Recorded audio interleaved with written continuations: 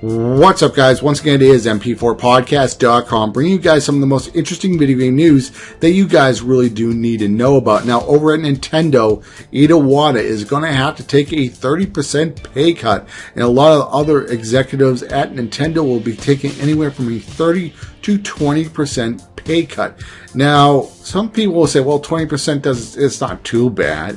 I mean, look at it from this point of view. Maybe somebody's a father or a mother who works at Nintendo and they have an executive job, and they bought a house and they have to pay their mortgage, and maybe they get 2 kids, and maybe they're sending the kids to private school or something, so that's a lot of money. Maybe their lifestyle, they send their kids to camp, or they do this or whatever.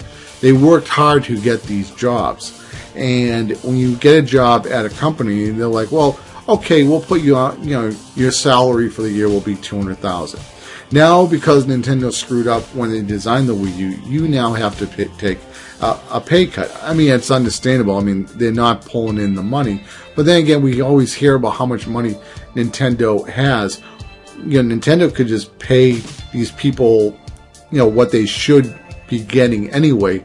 But what I really want to talk about is it's really Iwata's fault and the engineers who designed the Wii U.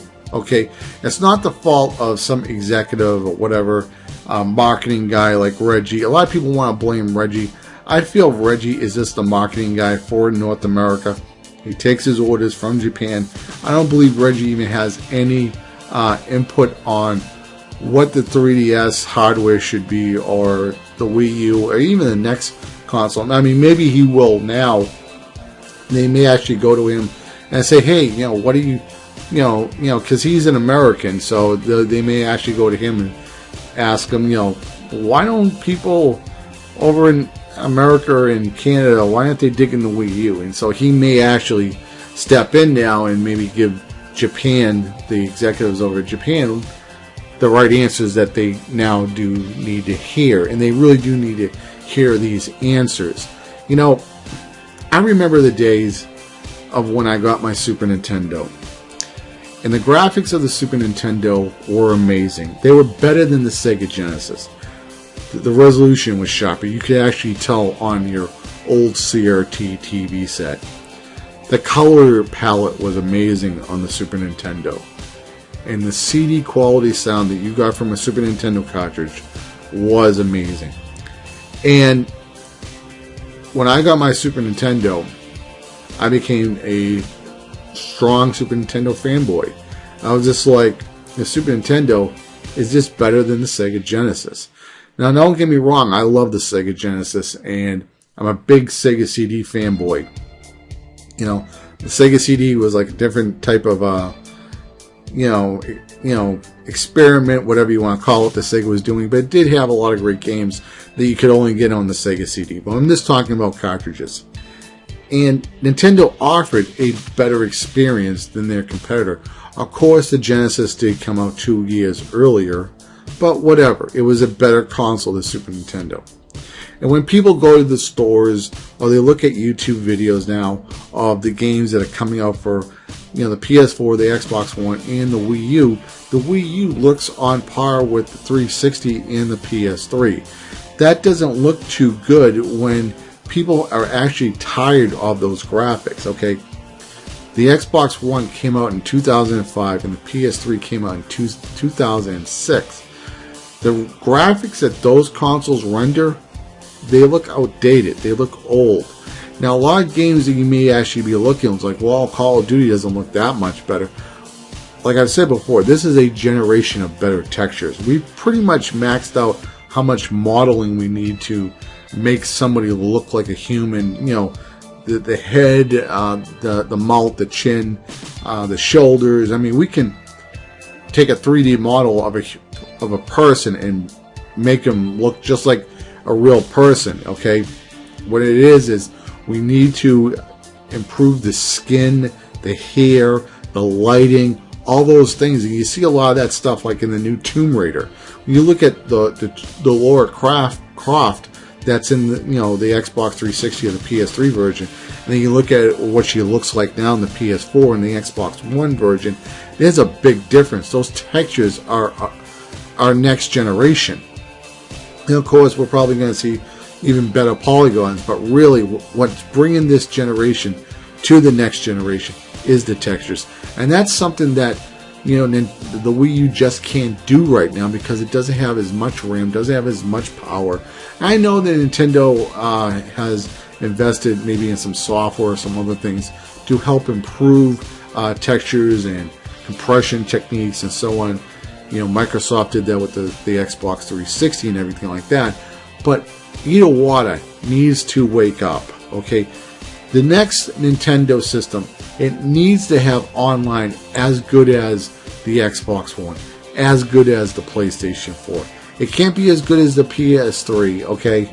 The PS3 was okay here and there, but it wasn't as good as the Xbox 360. The 360, you made friends on the Xbox 360.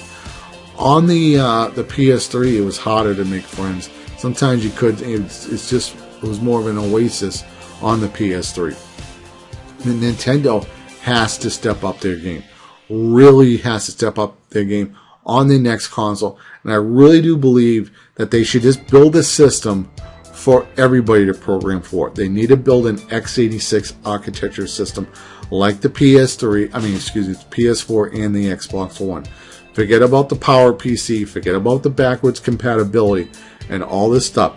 They need to build a system so when programmers come out of college, they're already familiar with x86. Don't give them some weird GPU and some, it does characteristics of the CPU and all this other stuff. That's great for extra power, but don't let it be, don't say, okay, well, you can do this because we're putting in a weaker CPU, okay? Because the Power PC in the Wii U, it's not the best in the world. And Nintendo designed it so, the GPU could take up some characteristics of the CPU. That's great when people can program for that stuff. It probably does take more time to program that code to send it over to the GPU. When you get people out of college and so on, they are going to program best for what they learned on, PCs and those types of things. So Nintendo really does have to wake up. I mean, they're buying back their own stocks because investors are upset with them and so on. I'll leave both links to these stories in the description box. And let me just say this. The Wii U, it just didn't scream when you saw the commercials. Super fun with this tablet. It just didn't. I mean, yeah, to the geeks, it seems interesting. I mean, you have this screen, great for football games. It has a lot of probably other games that could probably use it pretty much. But overall, I don't really think it's that amazing. It's kind of like the Kinect. It's a great add-on, but you don't really need it.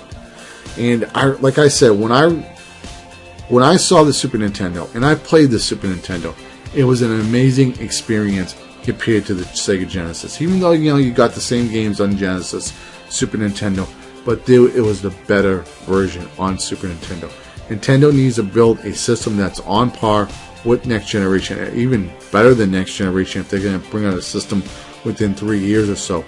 And they need to have online as good as their competitors, even if they have to charge for it. So once again, guys, this has been MP4Podcast.com signing out. If you enjoyed this video, let me know by leaving a like and let me know your thoughts in the comments below. Once again, guys, this is MP4Podcast.com signing out, and you guys have yourself an awesome day. Later, guys. Bye.